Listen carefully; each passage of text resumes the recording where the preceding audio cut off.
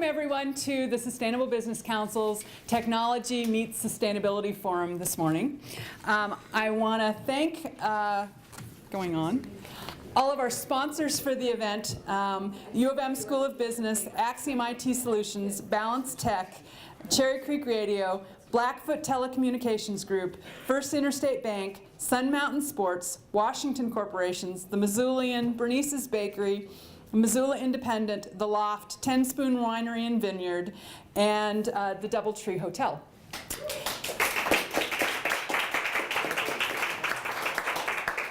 We've chosen a panel of experts here this morning to help Mr. Lippman out to talk about technologies in a variety of sectors, and then also to talk a little bit about green jobs and what kind of preparation and planning we might need to do to take advantage of some of those technologies. But I did want to let you know we also have in the room today a number of our sponsors have representatives here, and a lot of them are information technology folks who we're hoping will give us some feedback as we go along today. So Ryan Weiser from Axiom IT Solutions, John Anderson from Balance Tech, Joel Block, Tracy Bignell, and Dave Martin are all here from Blackfoot Telecommunications. So we have multiple experts in the room other than just our panel up here, and we'll hopefully when we get to the discussion section we can use their expertise as well. Our format this morning, just so folks know, is I'm going to have each of our 6 panelists here give you 5 to 7 minutes, and we're going to hold off on questions so that we can go through all of those panelists. Some of them have PowerPoints and some of them don't. And then we'll have at least a half an hour of time for individual questions. I have a few questions that were submitted on the front end, and I'll try and make certain to get to all of those. And then we want to have an open audience discussion. Again, we have some other technology experts, not just from our sponsors, but other folks in the audience, and we want to give everybody a chance to chat about how we might move sustainability forward with some of the technologies that we have available to us.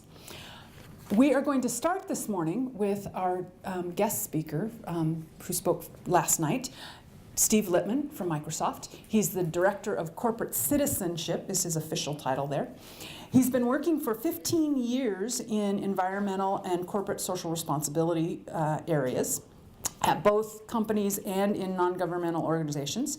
He's been with Microsoft for the last 5 years and has been real instrumental in helping them with their carbon commitments. They are currently committed to become carbon neutral by the end of this year. So Steve will probably tell us a little bit about that.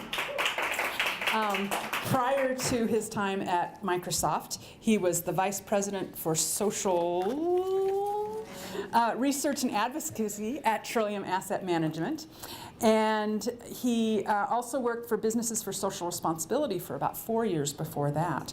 And I'm going to keep the intros kind of short. I have plenty more I could say. But basically what our first 5 speakers are going to talk about is technology in their particular sectors. Steve will be dealing with the information technology sectors as it applies to sustainability. And then finally we have an economist from the state, Barbara Wagner, who will wrap up things with a discussion of green jobs. So we'll let Steve get going, and I'll kind of step in. I'm going to really be timing this, so I'm holding everybody to 5 to 7 minutes. So, Steve. Great.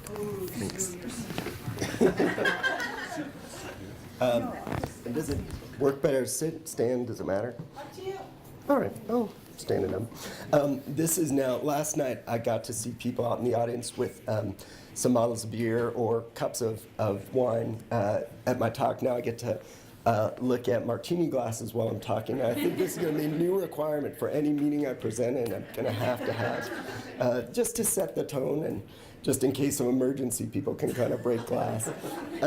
So I sit in the corporate citizenship function at Microsoft. Oh, apologies, I should say too. I gave my heart and soul to the University of Montana yesterday, presenting multiple times. I've also now given them my voice. Sort of finally succumbed to my 3.5-year-old twin boy's cold that they've been doing their best to give me by coughing in my face. So in any case, apologies for that, but we'll soldier through. So I sit in our corporate citizenship team.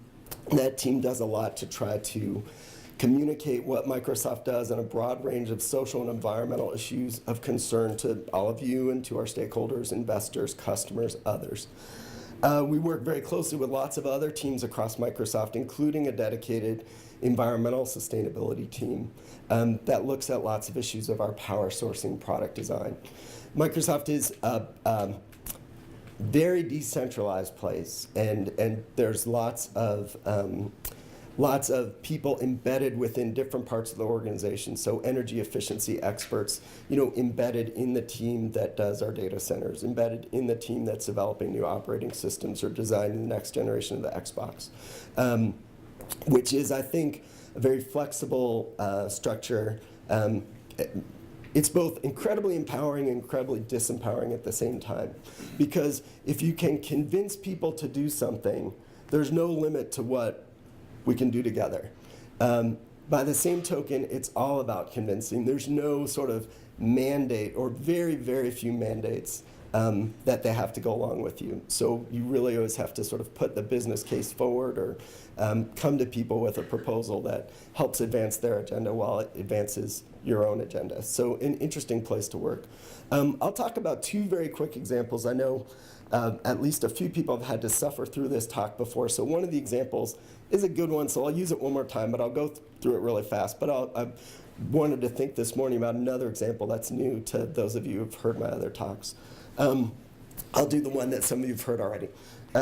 So in terms of data centers, which are increasingly big part of our business, there's a huge trend in the IT industry towards moving towards hosted services served up in the cloud.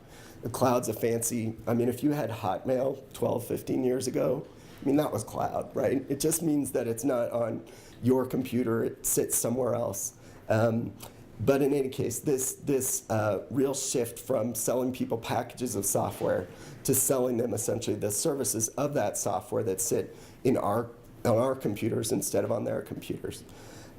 So our energy use is going up dramatically as we take on more and more of our customers' energy use. Now, the great news is that we've done studies that we operate our computers much more efficiently than they do, just because of scale. We have a really big electricity bill that tends to focus your attention on how can you draw it down, and tends to fund things like some of the world's best experts in running these computers and data centers really, really efficiently. One issue with that I'd highlighted in some of the other talks is that people really baby the computers in those data centers. So they keep them incredibly, and they throw out a ton of heat. So they crank up the AC, they keep them at like 50 degrees. And that's always been the recommendation out of fear that those computers would fail otherwise. We hired an expert from HP who built those servers, who knew that they were a lot tougher than people were giving them credit for. And he just went out and did a little unauthorized experiment, getting back to that, you sort of can do whatever you want, especially as long as you don't get caught. So, behind one of our data centers, he just took a bunch of servers and built a little mini data center. This is his mini data center. It's under a tarp, and he ran the servers for a year. And it rained in Seattle, go figure. Water dripped on him. He moved the tarp over a little bit. Fall came, and some leaves blew on him, and he pulled the crunchy leaves out of the fans. And at the end of that year, essentially none of these servers had failed. And that led him then, with those results, to be able to really push both Microsoft, and really now this is a push for the entire industry, to the latest generation of data centers, which are these. So these are containers filled with servers, essentially no HVAC equipment. They have what's called airside economizers, which you or I would probably call holes, for wind to blow through and cool the data centers. Data centers used to use a huge amount of chilled water. This, you essentially hook this up to a garden hose. It uses 1% of the water that a traditional data center would use for that same level of computing. And this is how we're building new data centers today.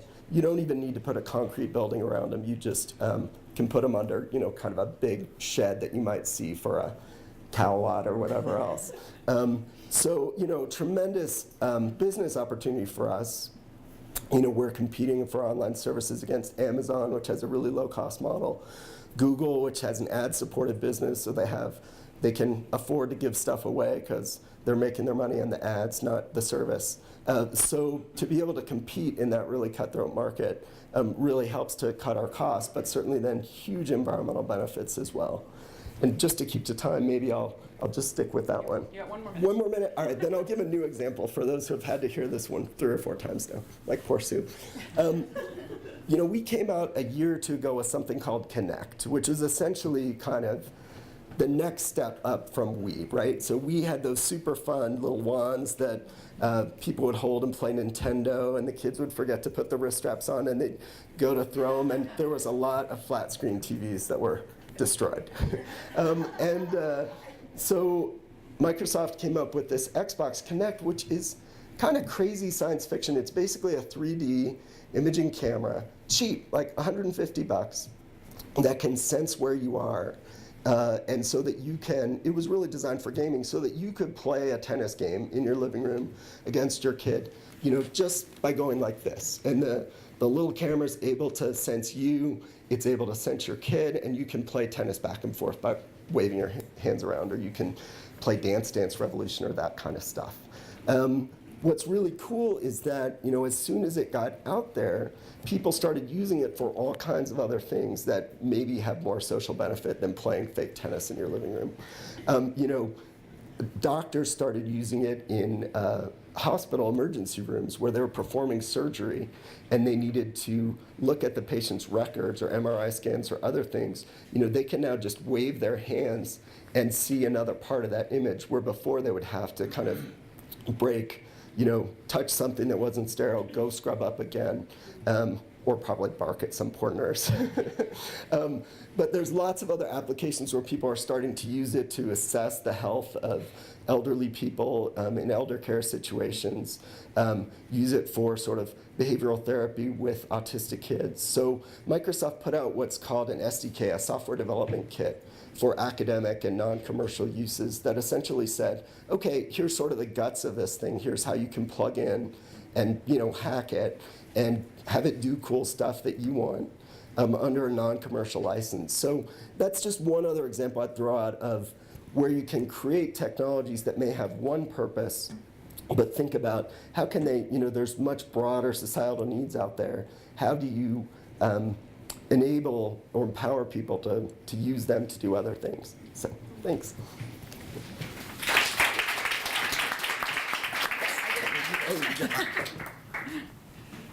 We are definitely, we're tethered up here, so we'll see how all this works.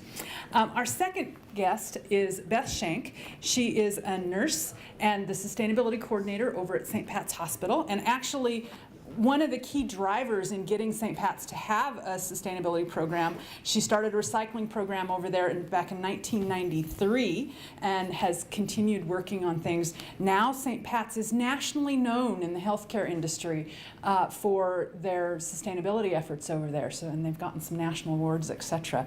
Beth is a very ambitious person and sits on one of the SBC committees, as well as having a full-time job and working on her PhD right now.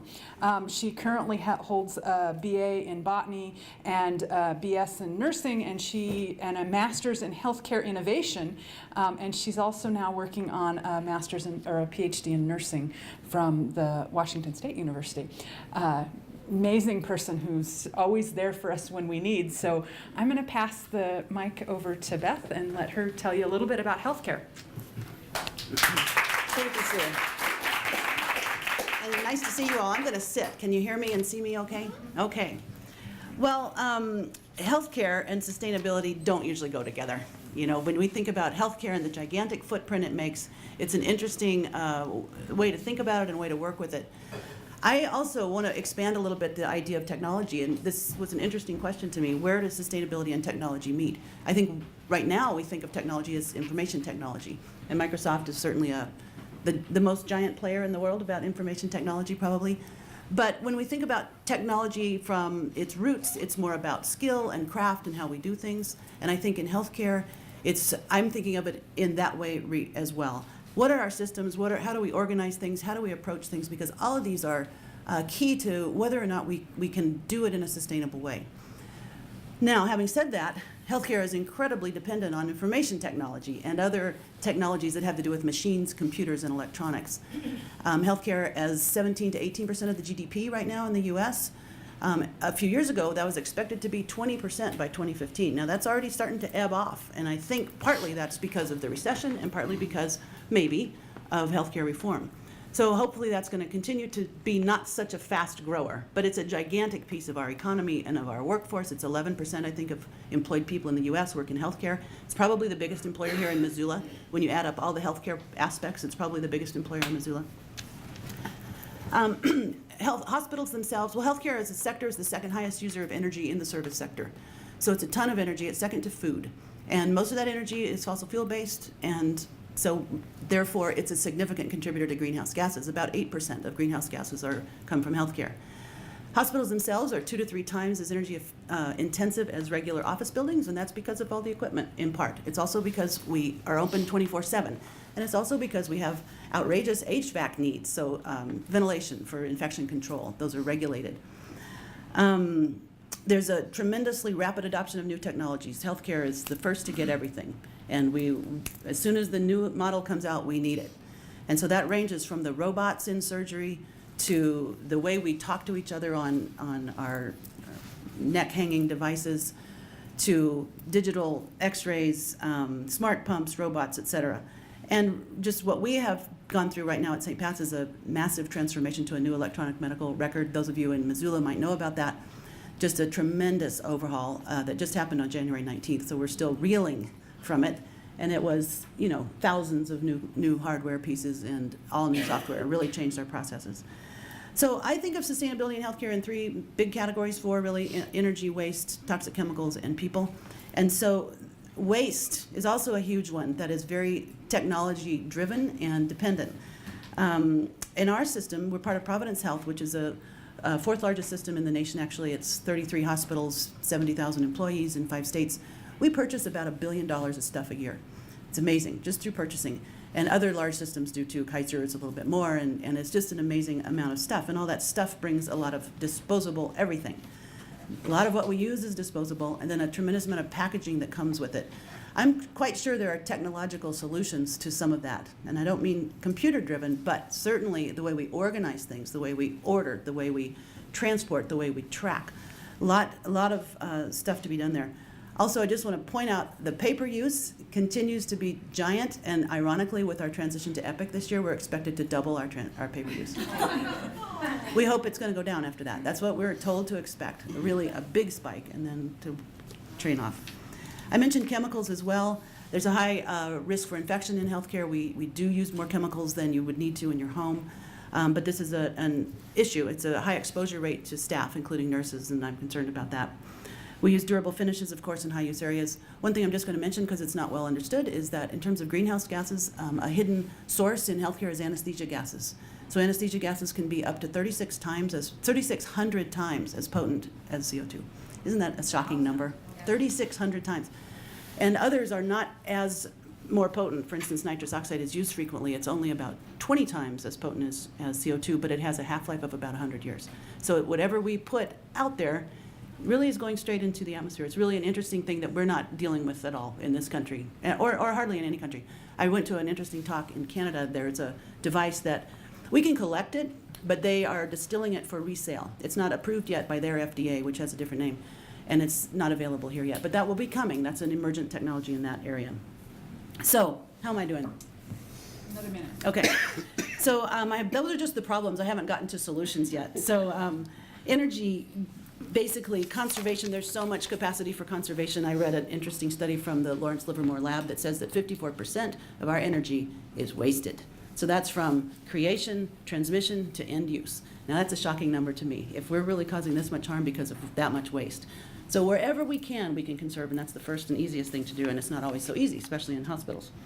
Smarter buildings in general. There's very interesting stuff happening with smart buildings, responsiveness to human presence, buildings that detect how many people are in the room based on the humidity changes, that sort of thing. That's where we'll be going. We're not there at this point at St. Pat's. We're doing a lot at St. Pat's. We are nationally recognized, but there's a tremendous amount of potential, and I could talk for hours about that, but I won't. Waste segregation, similarly, another very important aspect of what we currently do and other things that we can do. We finally, just right now, new technology in Missoula, single stream recycling. We're late to the game, but finally we can now, in case you don't know, through Republic, which is the new purchaser of Allied Waste, mix all your recyclables together and not have to segregate. That's a huge help to a large industry like us. And chemicals, there's a lot that we can do also to reduce chemical exposure, which I could talk more about, but I won't. One last thing I just want to say about the people. So everything that has to do with any process, especially in a very human-oriented endeavor such as healthcare, is always dependent on our behavior, our attitudes, what we think, how we communicate to each other. So that is there's so much potential there from a technological standpoint. We can help build the pathways that make behaviors easier, make them almost unavoidable. So I'm very interested in that, in the overlap between behavior and technology. We see it already in some of our issues such as bedside medication verification. It's simple, quick explanation. You slice a barcode for people, and then that helps the nurse or whoever to do the charting for a medication administration. So we introduced that 2 years ago and had a surprising amount of increase in medication errors. So then when you unpack that, we realized that the way the technology was set up was driving behaviors that were not what were expected or what were planned for and were causing problems. So we went back and fixed that. But it's very interesting to just see how technology impacts behavior. I'm interested in that, and I have to stop. So thank you.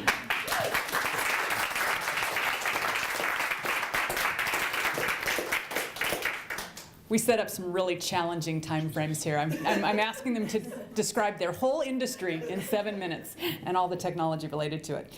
My next speaker is Bryony Schwan. She is currently the executive director and co-founder of the Biomimicry 3.8 Institute, and she previously spent 11 years with Women's Voices for the Earth and was one of the founders over there as well. And Women's Voices for the Earth handles a variety of toxins in cleaning products and beauty products and et cetera, and they've been doing great work. Bryony is originally from Zimbabwe. I love being able to look at everybody's bios because you find out really cool things about them. I didn't know you had a BA in fine arts, so you find out all sorts of things about people. She also has an MS in environmental studies and has been working on a variety of exciting projects around the world. So I'm going to pass it over to Bryony. Thanks, Susan. So I'm going to talk a little bit about biomimicry today, but a lot of people don't know that we're here in Missoula. We're part for-profit, part non-profit. We have about 30 people in our team, about 17 of them here in Missoula, and the rest spread out across the world.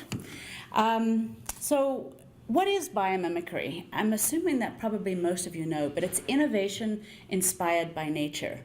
You know, organisms out in the environment, from everything from bacteria to plants and animals, have finally adapted to this place that we live on over 3.8 billion years. We call it nature's R&D lab that's been around for 3.8 billion years. Everything that we talk about in technology has already been discovered and has already been created to its maximum capacity, and it's up to us to actually go out there and look and find those solutions that are there. And I actually wrote down a couple of notes from some of the other speakers of some case studies that I'll refer to. But what's really important about nature's technology is that nature is able to do everything that we're able to do without polluting the planet and guzzling fossil fuels. Nature's extremely efficient. We look at biomimicry in three different ways. First, at nature's form or architecture or shape. How is nature able to deal with air pressure and water and energy in a much more efficient way? A couple of examples. We talked about the servers and the heating issue. In Zimbabwe, where I grew up, there is a building called the Eastgate Building that the engineers from Arup, one of the largest engineering companies in the world, designed this building to mimic the passageways in a termite mound. Those termite mounds, you see those towers, have intricate little passageways in them, and they passively cool those termite mounds. So those termite mounds are in places where they have huge ranges of temperature between night and day, and the termite mounds have to keep their nests at the same temperature. So they've created this very sophisticated passive cooling system. And the Eastgate building, which is a very large building, reduced its energy down to about 10% of a traditional building without using HVAC systems and fans and propellers. Another example is the Kingfisher and the bullet train. In Japan, there was an engineer who was tasked with trying to figure out why the bullet train was creating sonic booms when it was going through a tunnel, because obviously in a place like Tokyo, that's really a problem. And he got inspired by the Kingfisher and watching the Kingfisher go from velocity of air into water with barely breaking the surface of the water, because it can't do that, otherwise it scares away the fish. He went back to his lab, redesigned the bullet train, not only got rid of the sonic boom, but created a train that went 10% faster on 15% less fuel. There's a company in California, Pack Scientific, that's been looking at spirals in nature, the logarithmic spiral that you see anywhere, the water that goes down your sink in a hurricane, in shells, in sunflower seed heads. Once you start looking, you'll see it everywhere. That is the shape that nature uses to deal with air pressure and water. He then applied that to fans and propellers. A third of the world's energy goes to driving fans and propellers. And depending on the application, he got an energy reduction from anywhere from 30 to 70%. So if you think about that, the potential around that, it's huge. The second way that we look at biomimicry or at nature's technology is looking at nature's chemistry. Nature does all of its chemistry in water, whereas we do all of our chemistry in oil. And this is I brought a few samples rather than doing slides. This is a wood composite board from Columbia Forest Products in Oregon. They wanted to figure out how to make wood composite boards that didn't have toxic adhesives in them that off-gas formaldehyde and other volatile organic compounds into the indoor air environment. And what they did was copy the recipe of the blue mussel. Those mussels stick themselves to rocks. So here you have this little organism who makes a glue in ambient seawater that's non-toxic. They copied that recipe and created this product called Pure Bond that doesn't off-gas. You were talking about computers and television screens and the energy that those do. I jotted down another case sample. There's work that's going on now on the cuttlefish and how the cuttlefish is able to change color. And they are mimicking that technology now in television screens, and they're anticipating about 100-fold decrease in energy use from mimicking the cuttlefish. We also look at how nature works at the ecosystem level. And so if you think about a coral reef, and this applies anywhere in nature, Beth was talking about waste. There is no such concept as waste in nature. What is waste to one organism is fuel or food to another organism. In a coral reef, everything is recycled. So how would we start designing our systems and our buildings with that idea? One of my favorite examples is Interface Carpets created carpet tiles that significantly reduce the waste and energy, because if you think about carpet that's created in a big roll, you damage it, you stain it, you have to rip out the whole carpet. They switched to carpet tiles. The problem that they then had was when you replaced a tile 5 years later, the dye lot was different. And so how do you do that? So they actually realized that pattern in nature is always random. So they changed their dye lots to be random dye lots and random patterns so that you could pick up a tile and replace it at any time without seeing it. This saved thousands, if not millions, of tons of resources in terms of material and energy. So the other cool technology about this is that they are now using gecko tiles. Instead of using glue to glue these down, they're now using gecko tape, because geckos are able to walk on the ceiling without coming down. So that's another amazing technology where you're using a physics force rather than an adhesive. How am I doing on time? 2 minutes? Okay. Okay, so yeah. So you're guessing. So Sue also asked us to talk about some of the new technology and what's happening. some of the most exciting work to me that's happening in biomimicry, also looking at systems, is we're doing a lot of work on city planning and designing. We did a project in India where we looked at the architects were trying to design a green city. And one of the things that we did was we talked to the local ecologists, because the particular site was where a deciduous forest used to be, and there was still a lot of remaining forest around it.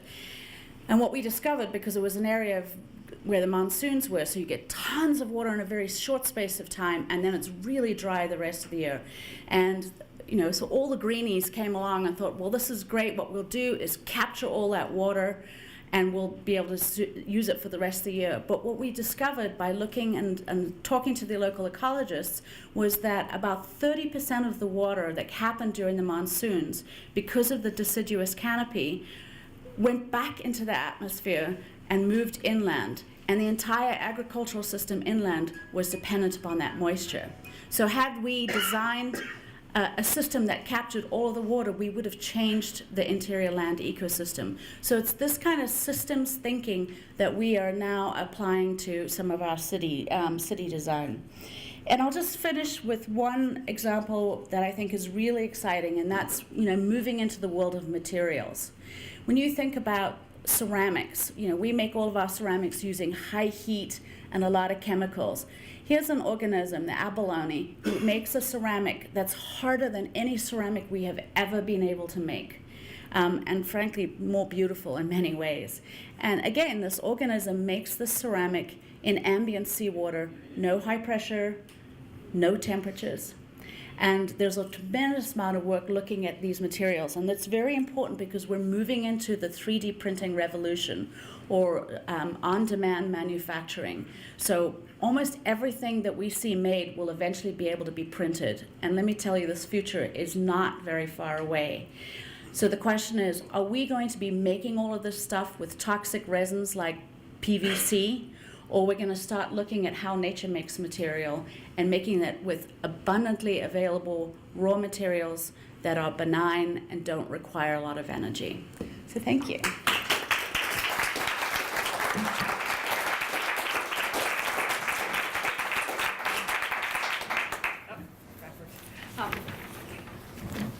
So I'm going to switch up our speakers just a little bit because Neve does have to teach this morning. So we're going to go on to Neve Hassanein.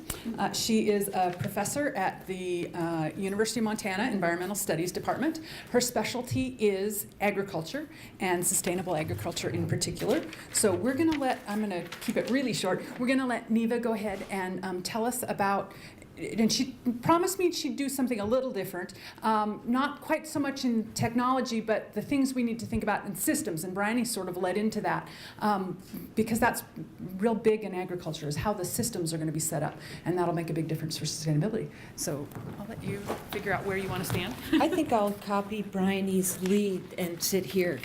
It sort of feels like the fireside chat, except there's no fire. Thanks. It's good to see folks here and some friends and new folks that I don't know.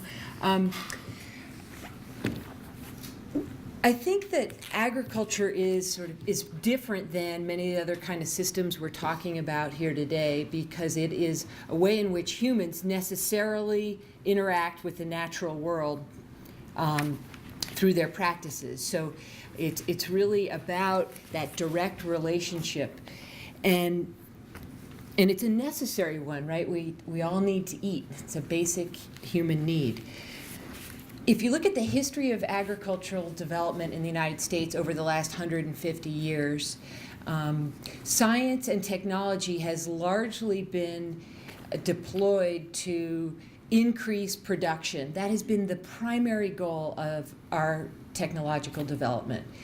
And this, and for good reason, right? 100 years ago, there was interest in expanding manufacturing and other sectors. They wanted to get people off the farm so that they could work in other areas and do great things like live in cities and so on.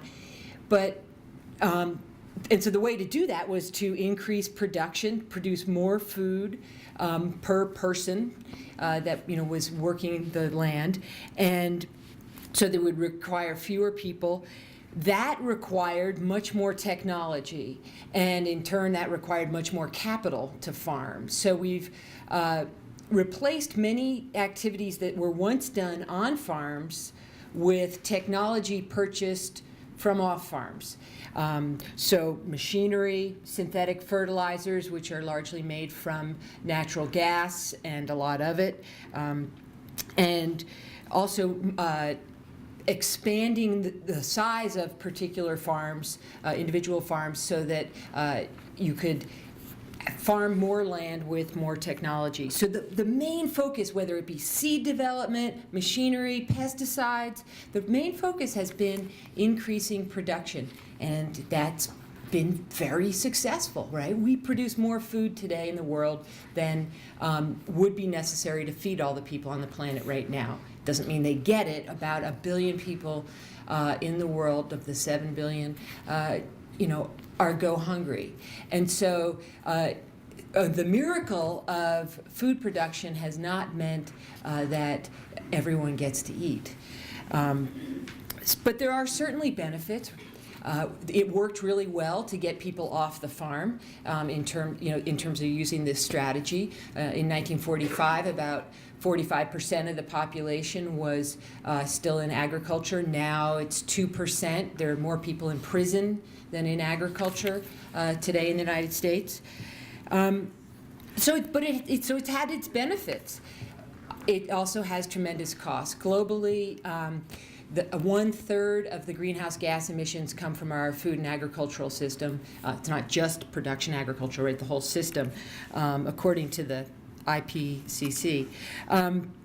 Because it's extremely dependent on fossil fuel, whether it's running the machinery or producing synthetic fertilizers, producing pesticides, which are petroleum-based as well. And this has also had an impact on our rural communities, and many Montanans, I think, are familiar with that. So when I think about technology in agriculture, when Susan was visiting with me over email about this, new technology is kind of the last thing I think about, okay? So what I think about is how to create systems of agricultural production that work with nature, that are more oriented towards building the strengths of ecosystems into our agro-ecosystems.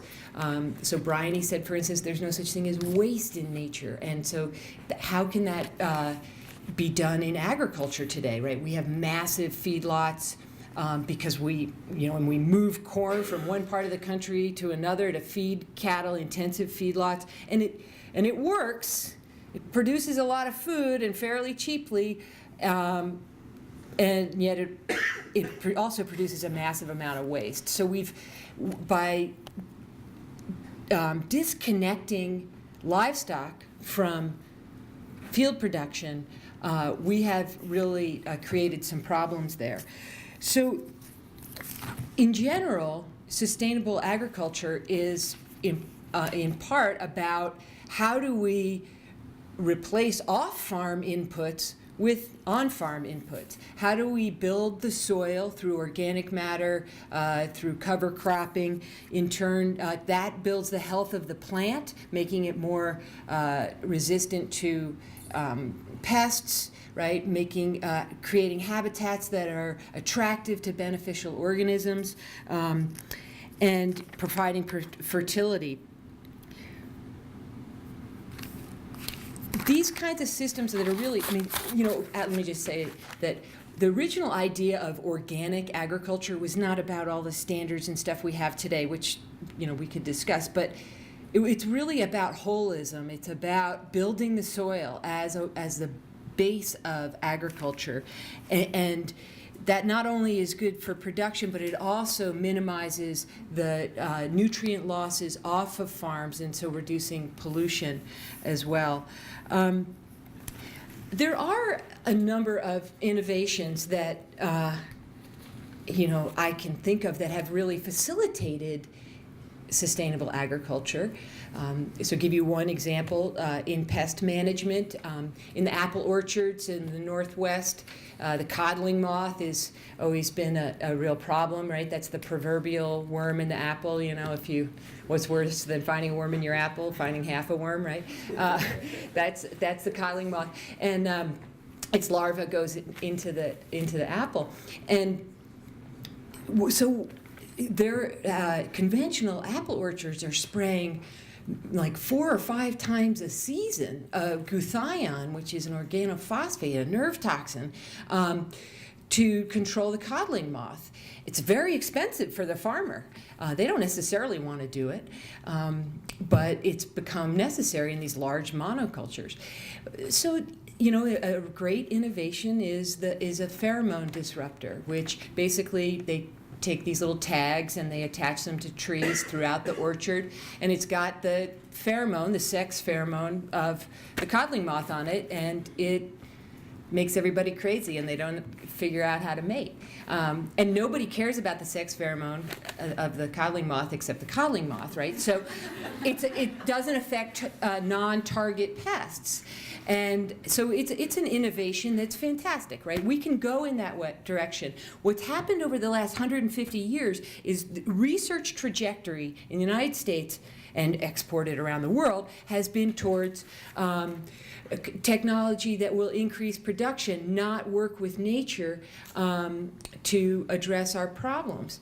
And I could go on, but that's a good example. Another, simple example is, it seems crazy, but it's portable electric fencing that is often powered by solar. And it looks like nylon. I wish I had some with me. It rolls up and it looks like nylon. You can walk across a field and set it up in a matter of minutes. And what it does is it helps you manage cattle in a very carefully controlled way so that you're timing the rotations in accordance with what's happening right there on the ground at that time, right? Because plants grow at different rates throughout the season depending on moisture and temperature and so on. And so what this system is, and is using this fence, right? It was developed in New Zealand or Australia, and we brought it here about 20 years ago, and it was like, wow, this is pretty amazing. But it's really a good tool, but really what the tool is the head, right? The tool is that management-intensive approach. It's often called management-intensive rotational grazing, because what we need to do is figure out ways to take some general principles, general agroecological principles, and then help people apply them to their particular place at a particular time, in a season and over time as things change as in response to climate change. So, and there's a lot that needs to happen beyond the farm gate, but I'm going to leave that for another day. So thanks a lot. I appreciate your attention. Hope I got you out there on time. I'll stay here. Our next speaker is Brad Layton, and he's promised me he's not going to actually go through all of those slides you just saw. They're there just in case if you have questions later. He is an assistant professor over at the Missoula College, the director of their energy technology program. And he is also president of Human Powered Future, so he's involved in the transportation sector. I actually first saw him fooling around with solar-powered vehicles and hand crank and pedal-powered generators over at College of Technology when I shared an office next to him. His resume, however, is really interesting. He has degrees in mechanical engineering and also in writing, but his final degree, his PhD, is in biomedical engineering, which I didn't realize that, diabetic neuropathy. So right now he's fooling around with all sorts of cool transportation technology, and he could actually work on your brain as well if you wanted him to. So I'm going to turn it over to Brad.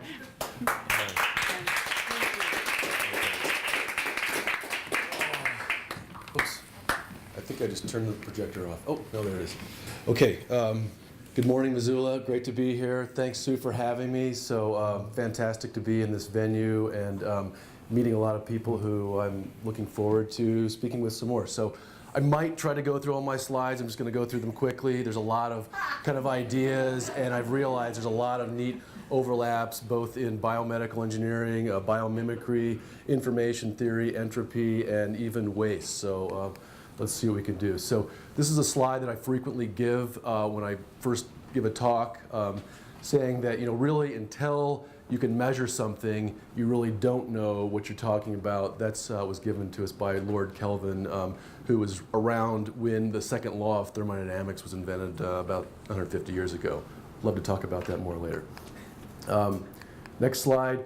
From a bicycle manufacturer, this is Keith Bontrager. So if you're going to build something, you can never have the perfect machine. It can be light or strong. It's not going to be cheap. It can be strong and cheap, but it's going to be heavy. So that's what goes into a lot of design principles technologically, and I'm sure nature has a similar issues. So sustainable transportation talk, I'm going to talk a little bit about some of the things that I'm trying to work towards in terms of bicycling and making transportation even more sustainable around Missoula. I was born in Seymour, Indiana. If you ever saw the movie Breaking Away, I sort of grew up around the southern hills of Indiana, a lot of good cycling. John Mellencamp is from there, and yes, there are pink houses. My babysitter lived in one. From there, I went to school at MIT. That's where I got my degree in mechanical engineering. This was my little world. I would go from, is this the laser? Yes. I would go from my fraternity house to the boathouse to class, back to the boathouse, back to my fraternity house every day. Pretty small and tiny, but there it was. From there, I was actually lucky enough to be a rower there on the Charles River. It's another example of human-powered transportation. Really lucky to have a Nobel laureate as a professor, actually demonstrated evolution in bacteria. And I also had an Auschwitz survivor, Elizabeta Chodakowska, who was one of my writing professors. So felt very fortunate to have been there. This is Dave Wilson. He was my undergrad advisor. He's got a book on bicycling science. He still rides his bike to and from MIT's campus. He was once lassoed by a pickup truck driving down Massachusetts Avenue. Wouldn't expect that in Boston, maybe somewhere out west, but yeah, he has taken some hits for his passion for cycling. Also was lucky enough to be at MIT when these two projects were going on. One was the human-powered hydrofoil on the Charles River. 20 knots is what this guy could do. And then the Daedalus project was also being built there in the 1980s. This flew 30 miles across the fabled Icarus-Daedalus path in Greece. From there, I moved to Washington, D.C. My world expanded a little bit. I lived in Silver Springs, rode my bike, rode again in the morning, worked at the Department of Energy here, different boat club in the afternoon, and then back home. So about a 30-mile commute, and then another 20 miles or so of rowing each day. Couldn't quite get enough of it. From there, lived a few other places, but in Philadelphia, got even crazier. I lived here, worked here, would occasionally row back and forth here, and then ride home 20 miles round trip. It's a lot easier. People are like, oh my gosh, you ride all the way from the Rattlesnake to work? I'm like, yeah, it's 2 miles. So not a big deal. There's bike lanes, and people like wait for you. Like, no, you go first. No, you go first. No, so refreshing coming to Missoula. So another thing we do, I'm the director of the Energy Technology Program, and after doing all these things in bio nano and things like that, I became just acutely aware of how much energy we use. Sitting there listening to the radio every day, what the heck are we doing? Defending oil fields halfway across the planet. Why do we need so much of this stuff? So I kind of sat down and sort of did some accounting, both on myself and also globally. So 10 megajoules per day is what you need to eat. 200 megajoules per day is what every human consumes technologically. So essentially we have 20 techno slaves working for us, if you will. North Americans are at 1,200, so 6 times the global average. Humanity consumes 500 exajoules. That's 500 times 10 to the 18th joules of energy annually. Go back far enough in technology and it used to be just whatever you did metabolically. So that number keeps going up. What's the ceiling? We're not sure. 16 terawatts. That's the rate at which we consume energy technologically on the planet. And I've got some publications there you're welcome to look at later. Okay, and there's some technologies. So Missoula bicycle map. Again, it's great. If you know Bob Giordano, he says Missoula is one of the best bicycling communities in the country. It's like better than 90%, but it's also got another sort of 90% go to become a good bike-friendly community. Okay, I am going to skip this. I'm going to skip that too. And okay, so I'm just going to show a few examples of what I've been doing locally. So I've got a bike. It's actually sitting out front. You can just barely see it from the window. I've been trying to actually become landfill negative. So all of the leaves you see there on my bike were sort of deposited by the side of the road. I went around, collected them, and I'm composting in my backyard. So I think on the average, and I've also been able to take advantage of some of the new recycling initiatives in Missoula. So I've been able, in the last year or two, to actually sort of recycle more than what I put out. So it's been a fun challenge. So yeah, that's the bike there, and it's got I don't know, maybe 500 pounds or leaves of so, and the wheel is a great invention. So just using the wheel and my own little quarter horsepower or fifth of a horsepower, whatever I've got, you're able to do that. There's a log that I pulled out of the river, and I could just use that for construction of my house, pedaled up the road and use that for, either construction or, decoration of the house. So how do we sort of get towards a more sustainable technology and transportation model? And I think all of the speakers so far have said there's sort of two different strategies. The technologies that are already in place, but there's also sort of the social element or how people's behavior change. And what I sort of realized throughout this whole thing, thinking about this, is we really are playing two different games. So some people say, gosh, how green can I be and how low impact can I be? And other people are like, whoa, I'm just going to blow it out and just, guzzle as fast and hard as I possibly can. So, there's really two different mindsets. And, maybe there's room for that. And one thing I kind of realized, so here's another example, you've got the tree huggers on one side, the hippie haters on the other. How can we all, and it's, Missoula's pretty cool, and everyone kind of just lets it hang out there. Here's my politics, take it or leave it. It's kind of live or let live. But I was kind of thinking, how do we sort of get towards a model where both sort of coexist? And so I've sort of realized, I can ride my bike all I want, but all I'm really doing is subsidizing cheaper fuel for people that are sort of more in the consumption mode. So, maybe we come to a realization that, people are going to consume at whatever rate they do. But if we make the bicycle, more accessible to people that want to go that way, then maybe both parties can be happier. So I'm hoping for some kind of like political solution towards that. Okay, this is way too long for the next 30 seconds that I have. And so with that, I'll just leave it, and looking forward to speaking more with each of you. Thanks.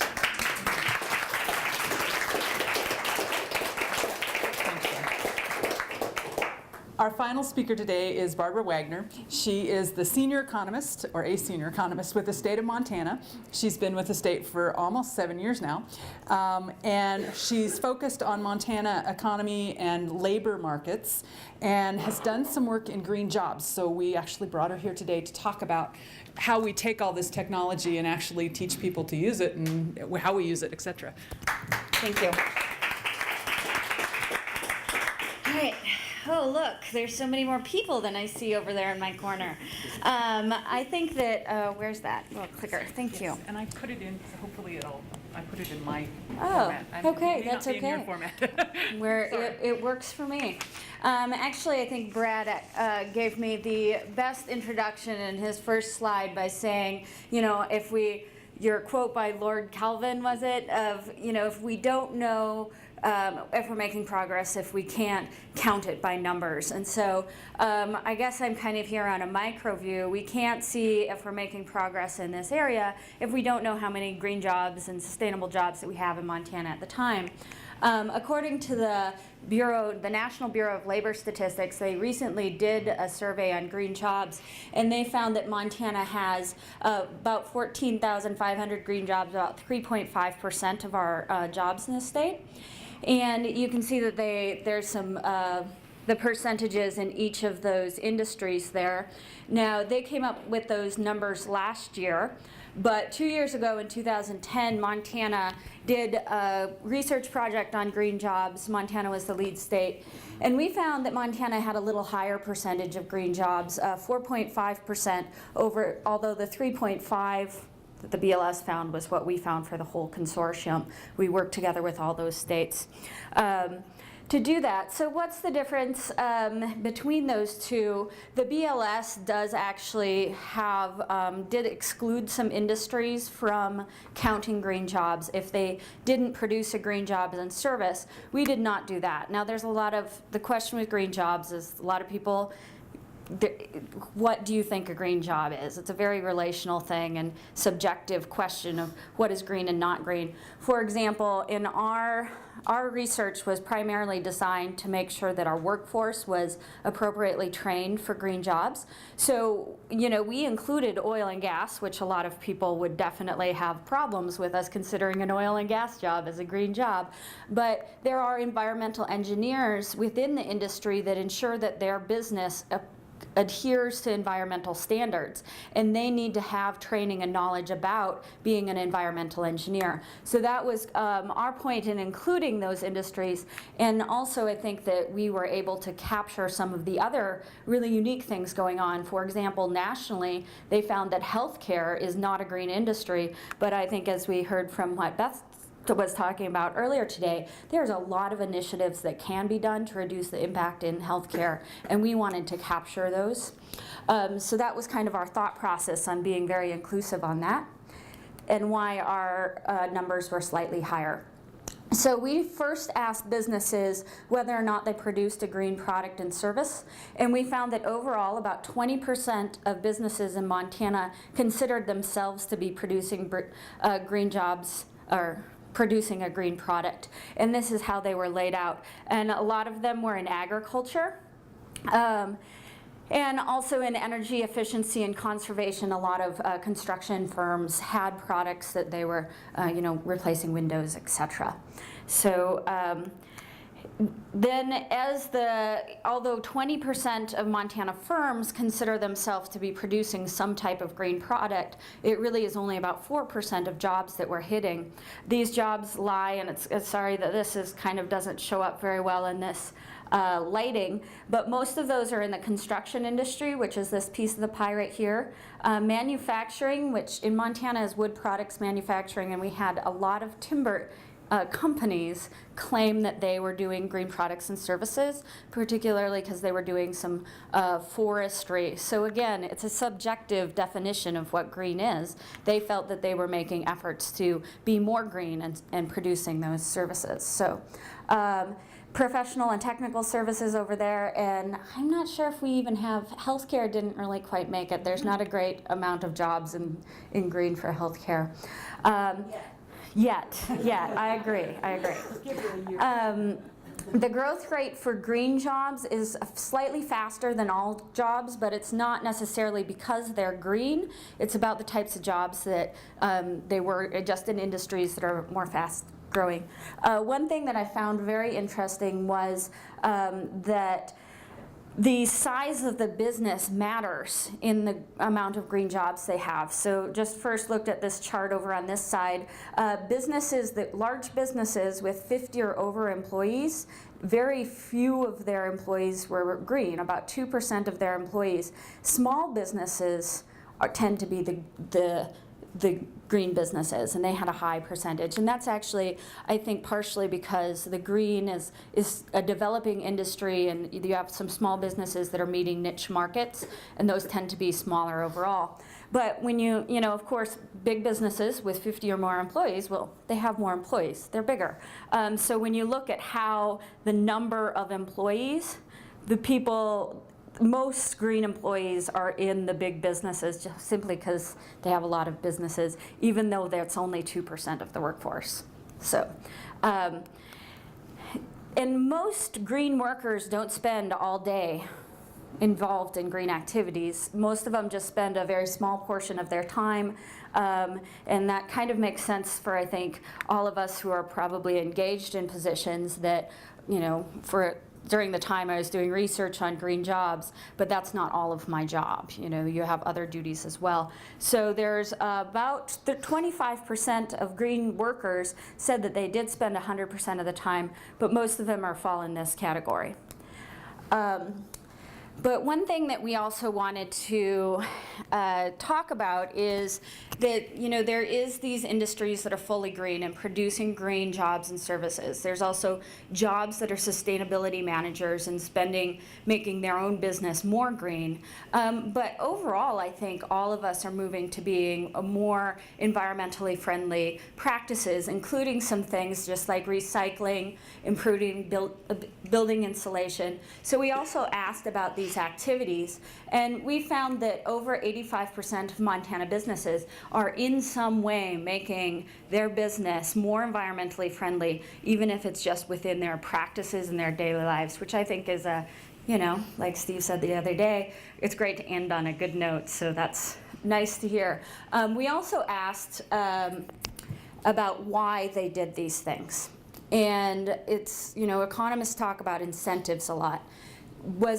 Did they start, you know, recycling or installing energy efficient fixtures because they saved money, because their employees asked for it? And it was actually surprising the number of people who responded because it's the right thing to do. It wasn't even on our survey. So they had to volunteer that and write it out, which like never happens.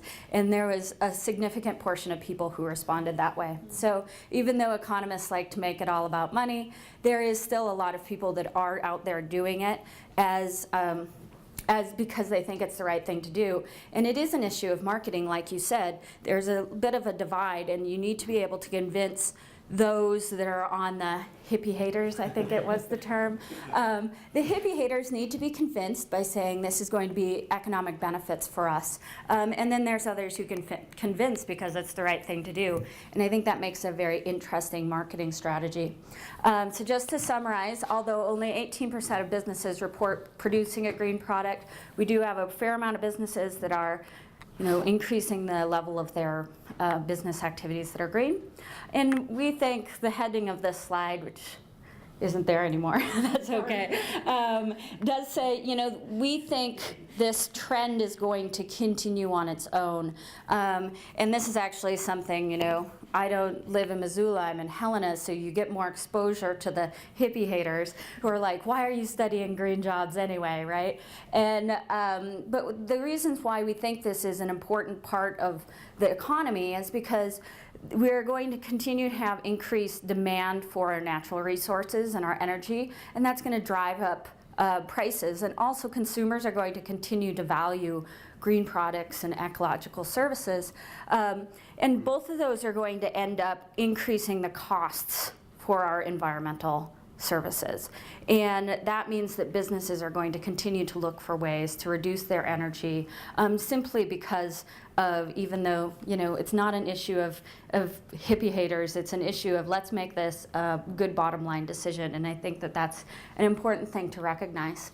Last slide, I just found out about this tool, and so I was going to share it with everyone to see if you might be interested. It is the U.S. Economic Development Administration. That was different on my slide too.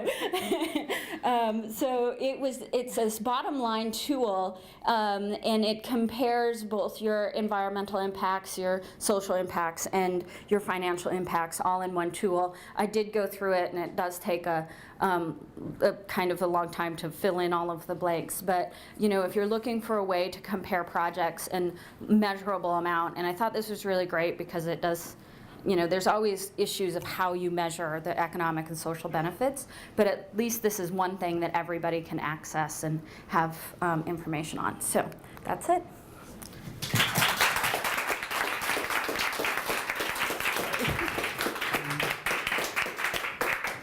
So here we are at a technology forum, and I had 2 technology failures. When I tried to put Barbara's slides in this morning, it wouldn't let me paste with your format. So I just pasted it the way it would. It's not my computer. I'm using the one here from the loft, so it wasn't my software, and I didn't know what to do with it. Yeah, sorry about that. And of course, I wasn't managing. I failed with the timer. I couldn't get it to reset after the first speaker. So a lot of the speakers got a little more than their 7 minutes, and we're actually at 9:30. So I'm going to tell everybody here, if you had to be someplace at 9:30, by all means, go ahead and go. But I do want to go ahead and let people ask questions if they wanted to. And I'll begin with one that got submitted on the front end, so I know, and then also again today, I know Toby is Toby still here? Toby was very interested in hearing about this, and of course he's not here. He asked, how can, oh, actually that's not, it's Nathan. Is Nathan here? Nathan wanted to know, how can clean energy compete with oil, coal, nukes, etc.?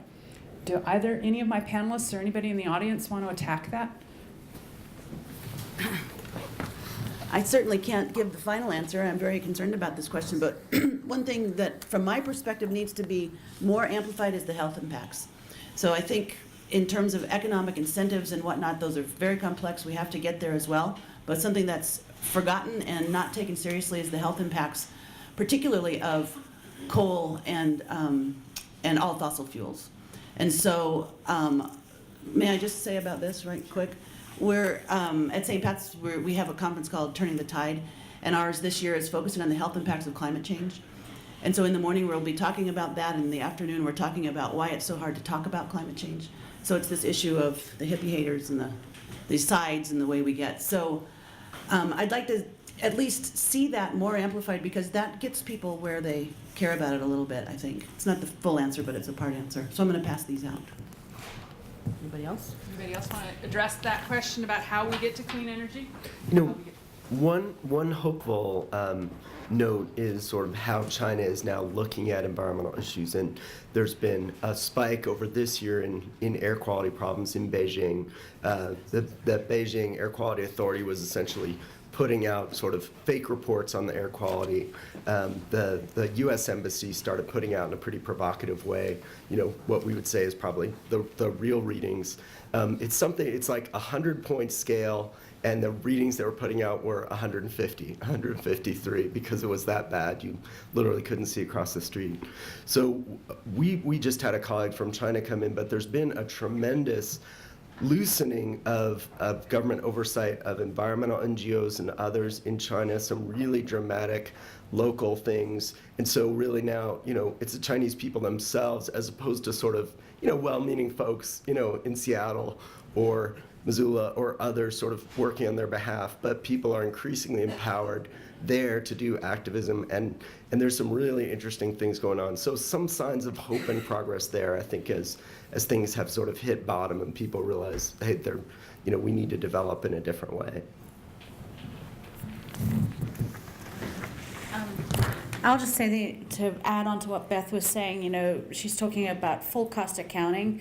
It's not only the health impacts, but all the environmental impacts, all the costs that it takes to produce coal and gas and so forth, and then also the subsidies. You know, there's no question that the fossil fuels have been subsidized to a much greater degree than cleaner energy. So if we were to level the playing field and have full cost accounting, I think it would change the whole equation. And the other question we had submitted on the front end was, what financial incentives are there to go green? Anybody want to give that a try? Go ahead. Thanks.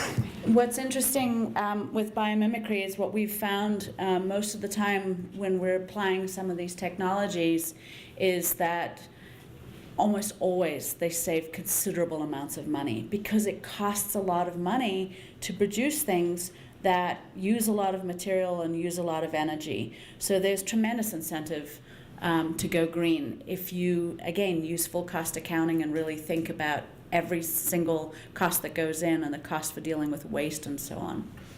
I like that one. Okay. Even straight off the top, just in terms of immediate cost savings to the bottom line, they're really significant in terms of energy use for sure, waste management to an extent. I would just say that we are probably at about $500,000 per year that we save based on our green initiatives at the hospital. And it's not a big part of our overall budget, but that's nothing to shake a stick at since the margin is so tight. I would also say that our move to virtual servers is saving us a substantial amount of money in our system. So all 33 hospitals, we're about 80% virtual now, and that has saved $21 million since 2005. So, I mean, a lot of it's just straight off the bottom line. Because, like Bryony says, when you are behaving and living in a way that is conservative in general, you save money. So it always goes hand in hand.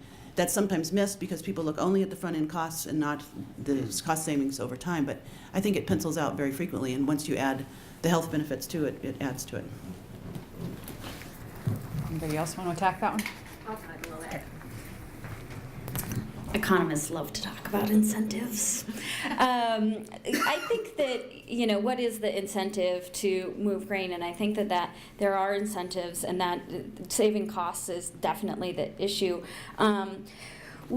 So economists think about the whole environmental thing as an issue of public goods. And so a great example of a public good is clean air.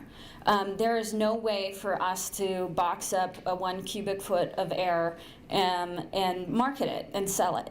And so when you're a company, you pay for labor, you pay for your inputs, you pay for your transportation, but you're allowed to use these public goods like the environmental and ecological services without costs, because we don't have a way to box up that 1 cubic foot of air and sell it, right? So, and that's the whole idea between cap and trade, and why economists think that's a good market-based solution is because it does figure out a way to box that up and market that ecological services over.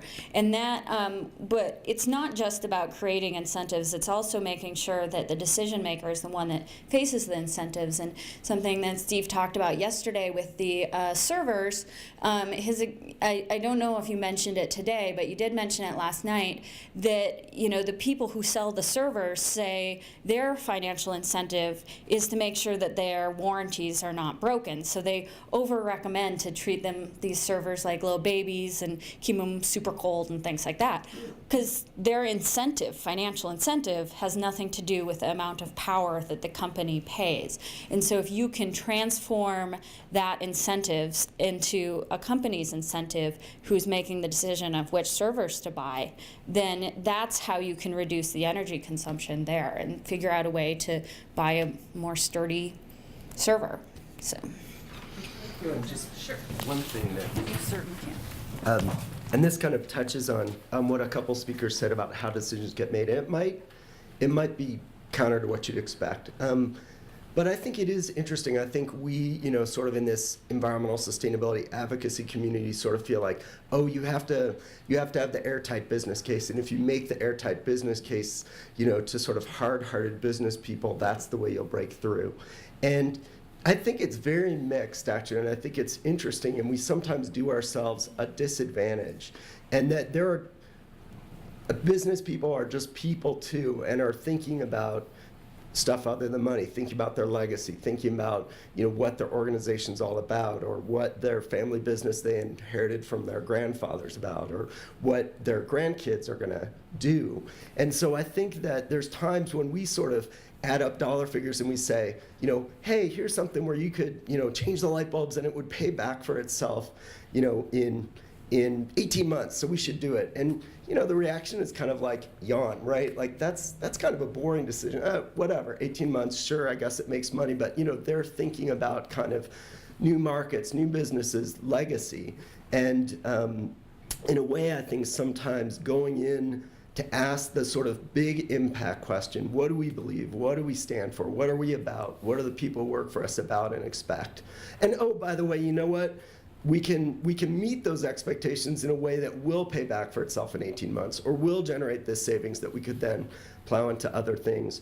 But I think sometimes we give business people too much credit for being economically rational, right? Because what's the business value of a party at a Super Bowl suite? Unclear, but they're fun to go to, and so a lot of people who get to make the decisions probably decide to have them. So just something to think about in terms of approach. Thank you so much to all of you. We're over time already, but I do want to give you guys a chance to ask some questions. So I'm going to take 5 minutes, and then we're definitely cutting it off at that. Do I have any questions from the audience at this point? Yeah, Gail. For Beth. So why is it that when you're going paperless, you're going to generate twice as much paper? What's happening there? So Gail's question is, why when you go paperless are the hospitals actually generating more paper for a while? I can't answer all the questions. We need to do an analysis of it, but what I understand, it's things like broken communication systems that aren't set up quite yet, so you end up having to print more than once. Some are pre-programmed printing instructions that work out over time as people realize, oh, this is getting printed in the lab, in radiology, in the nursing unit, and in admissions. We don't need that. So it's partly to work through these things that come with the pre-built program.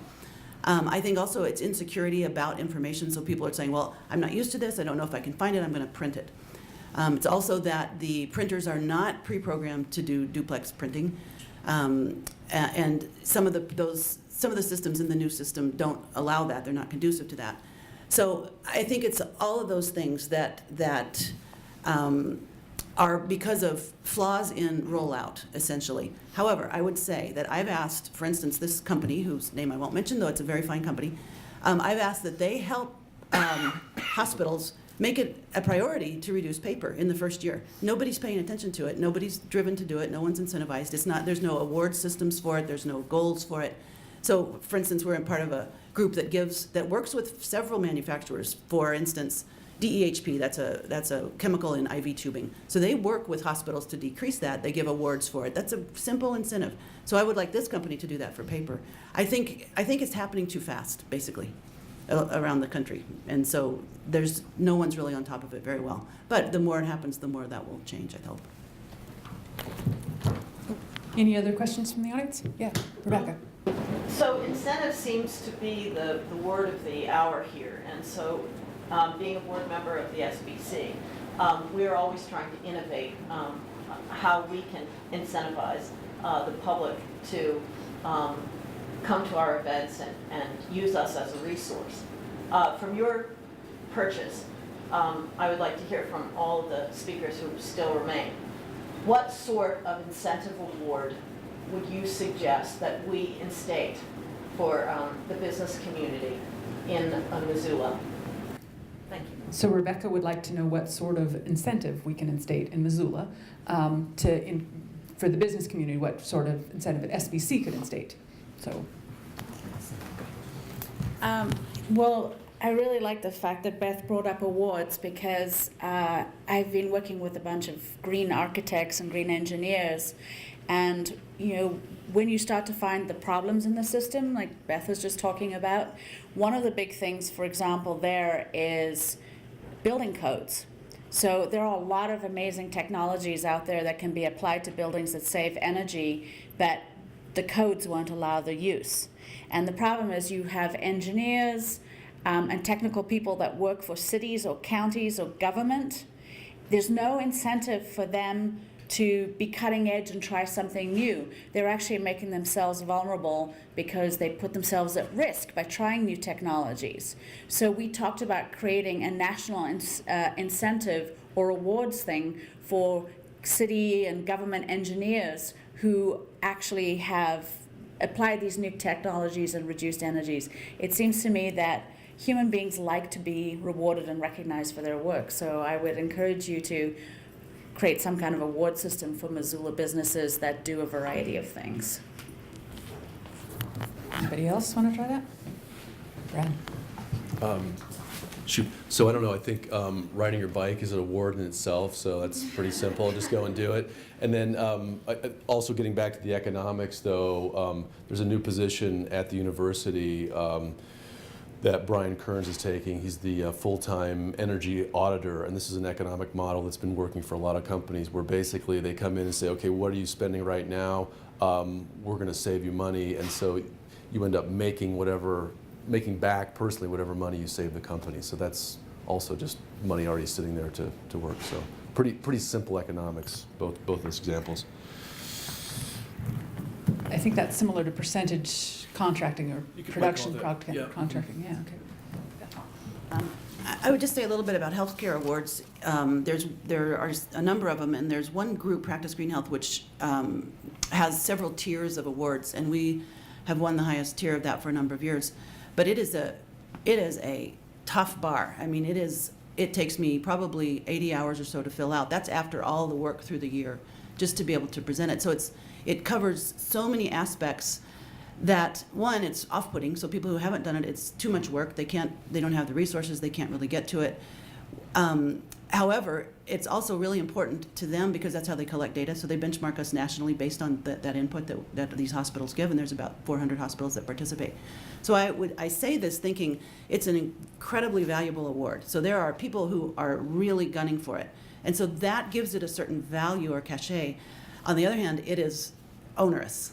So I think for a group in Missoula, it would be important to consider something that's really of value, that's going to be recognized by others, to say, oh, that's legit. Oh, their carbon neutrality goal is 2012. Wow, or whatever it might be, so that it's worth something. And on the other hand, it can't be more than people can do. So that's a hard balance to strike. But maybe tiered awards would be an idea. And sure, very quick. And I think we've seen the power of branding an idea. So we had a whole bunch of programs for young people, education programs and software training and just tons of stuff. And people didn't really know what we did. It was a ton of stuff and hard to explain, didn't break through. We've since sort of taken those same programs, but it's all part of Youth Spark. And we've said, here's, all the different elements of Youth Spark. And, it's just broken through with, our executives get it, our employees get it. It's easier to explain externally. The kids participating in the program sort of get the sense of like, oh, hey, I'm part of this broader thing. And so it does seem like there's such a good regional community feel here. If there was something simple that people could plug into, and maybe don't worry about the, again, the perfection. Like, people can sort of join you where they are. You're not implying that they're perfect. Who's perfect? But you're part of this bigger thing to keep this region really special and sustainable. And then one other quick thing that we've done with some national governments is we've actually had, and it's self-serving, work from anywhere days. So we talk about how you can use technology like we provide and others provide, to be able to work from home. And we'll sign up some big employers, and you can start to measure the results and calculate the environmental benefits. So again, you could picture a sort of a don't take a car into Missoula day. You can bike in, you can take the bus in, there's a special fun, float that will pick you up wherever.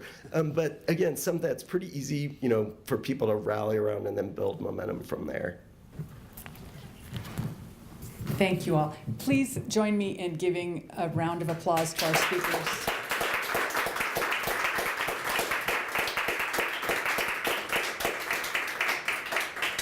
Thank you all for joining the Sustainable Business Council. We do have gifts for all of our speakers, and Brandy Schulars, our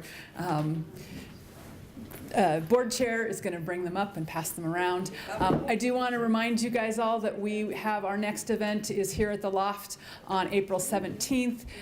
It will be Skander Spies from Energetics is going to talk about commercial buildings. Are they savers or sinks, and how do we change that? Thank you all. Last night, so you get a poster.